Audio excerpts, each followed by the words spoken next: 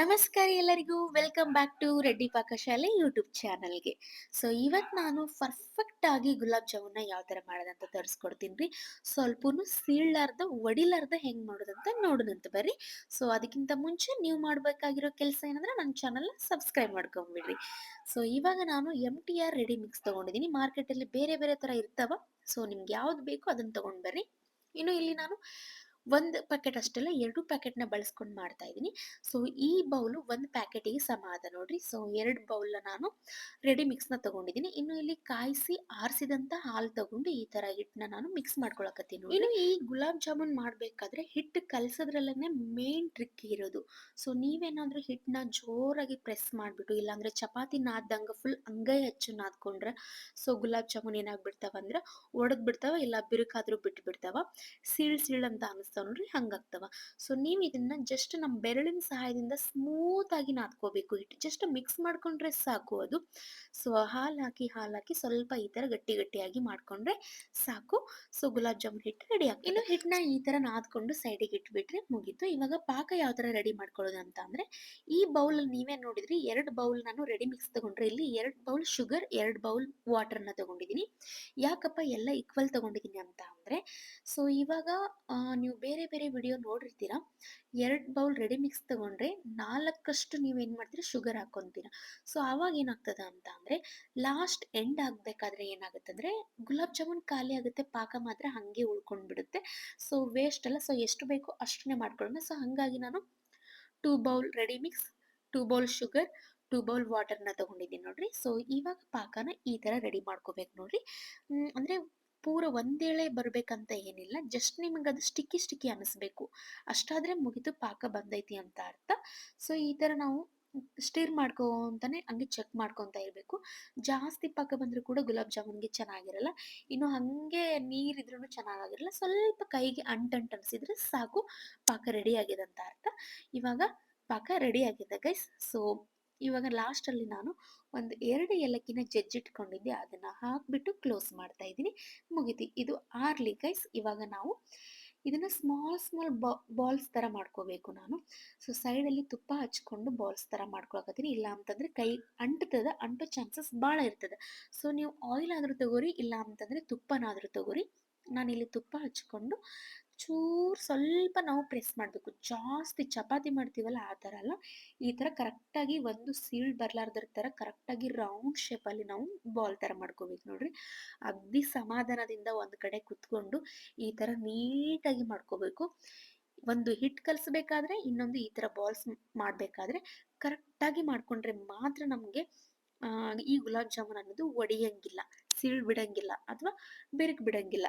ಚೆನ್ನಾಗಿ ನಾವು ಹೆಂಗಂದ್ರೆ ಸಮಾಧಾನದಿಂದ ಮಾಡ್ಕೋಬೇಕು. ಅವಾಗ ಮಾತ್ರ ಚೆನ್ನಾಗಿ ಬರ್ತಾವ. ನಾವು ಫಾಸ್ಟಾಗಿ ಯಾಕಡ್ರೆ ಮಾಡಿಟ್ಬಿಟ್ರೆ ಪಕ್ಕ ಹೊಡಿತಾವ. ಇನ್ನು ನಾನಿಲ್ಲಿ ಒಂದು ಒದ್ದೆ ಬಟ್ಟೆನ ಅದ್ರ ಮೇಲೆ ಕ್ಲೋಸ್ ಮಾಡಿ ಬಿಡ್ತೀನಿ. ಡ್ರೈ ಆದರೆ ಸೀಳ್ತಾವೆ, ಪಕ್ಕ ಸೀಳ್ತಾವೆ. ಡ್ರೈ ಮಾಡಕ್ಕೆ ಬಿಡಬಾರ್ದು, ಡ್ರೈ ಆಗಕ್ಕೆ ಬಿಡಬಾರ್ದು. ಇನ್ನು ಇವಾಗ ನಾನು ಸುಮ್ಮನೆ ಒಂದು ಸ್ಮಾಲ್ ಬಾಲ್ನ ಹಾಕ್ಕೊಂಡು ಚೆಕ್ ಮಾಡ್ಕೊಂಡೆ ಆಯಿಲ್ ಕಾದದ ಇಲ್ಲ ಅಂತ ಹೇಳ್ಬಿಟ್ಟು. ಇವಾಗ ನಾನು 1 ಬೈ 1 ಆಯಿಲಲ್ಲಿ ಬಿಡ್ತಾ ಇದ್ದೀನಿ ನೋಡ್ರಿ. ಗೊತ್ತಾಗೈತಿ ಅಂತ ಅನ್ಕೋತೀನಿ. ಗುಲಾಬ್ ಜಾಮೂನ್ ಮಾಡಬೇಕಾಗಿರುವಂಥ ಟ್ರಿಕ್ಸು ಒಂದು, ಹಿಟ್ಟನ್ನ ನೀವು ಕೈ ಹಚ್ಚಿ ನಾದ್ಕೋಬಾರ್ದು ಚಪಾತಿ ನಾದ್ದಂಗ. ಚೆನ್ನಾಗಿ ಬೆರಳಿನ ಸಹಾಯದಿಂದ ಹಾಲು ಹಾಕಿ ನಾದ್ಕೋಬೇಕು.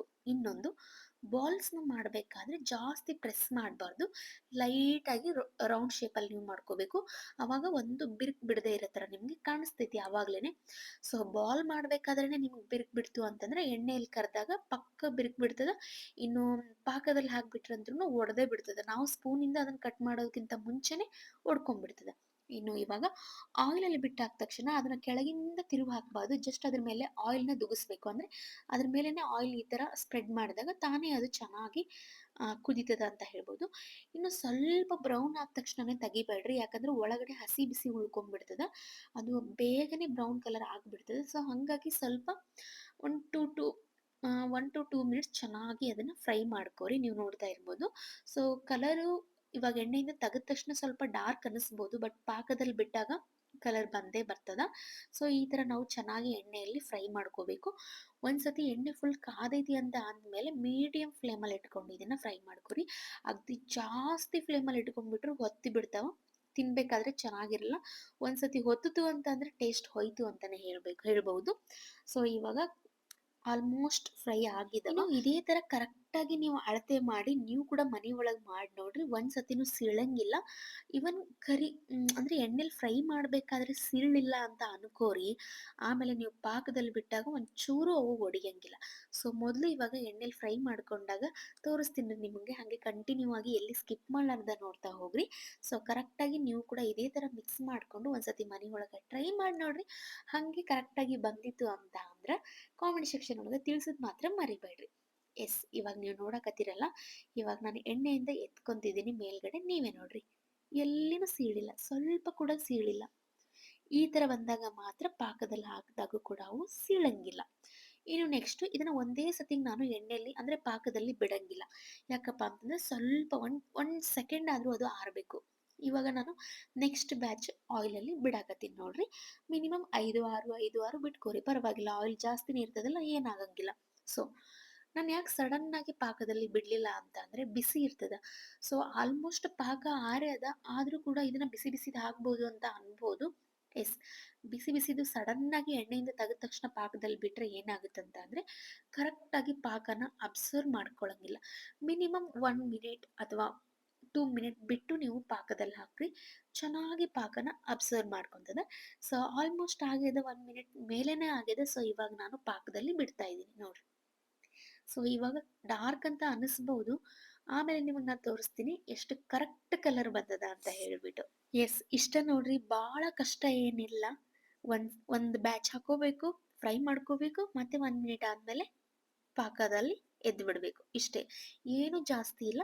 ಬಟ್ ನೀವು ಕಲಿಬೇಕಾಗಿರೋದು ಇಷ್ಟೇ. ಕಲಿಬೇಕಂದ್ರೆ ಬರ್ದೇ ಇರೋರಿಗೆ ನಾ ಹೇಳ್ತಾ ಇದ್ದೀನಿ. ಯಾರಾದ್ರೂ ಮಿಸ್ಟೇಕ್ ಮಾಡ್ತಿರ್ತಿರಲ್ಲ ಅವ್ರಿಗೆ ಹೇಳ್ತಿದ್ದೀನಿ.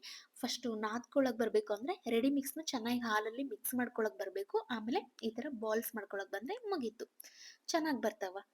ಸೊ ನೋಡ್ರಿ ಎಷ್ಟು ಚೆನ್ನಾಗಾಗಿದ್ದಾವ. ಇಲ್ಲಿ ನಿಮಗೆ ಡಾರ್ಕ್ ಕಲರ್ ಕಾಣಿಸ್ತಿರ್ಬೋದು, ಬಟ್ ತೋರಿಸ್ತೀನಿ ನೋಡ್ರಿ.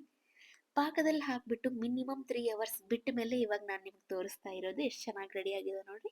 ಸೊ ನೀವು ಕೂಡ ಟ್ರೈ ಮಾಡ್ರಿ. ಹೆಂಗ್ ಬಂದವಂತ ಹೇಳ್ಬಿಟ್ಟು ಕಾಮೆಂಟ್ ಸೆಕ್ಷನ್ ಒಳಗೆ ತಿಳಿಸೋದು ಮಾತ್ರ ಮರಿಬೇಡ್ರಿ. ಇವು ಮಾತ್ರ ಸಖತ್ತಾಗಿದ್ದಾವೆ ನೋಡ್ರಿ.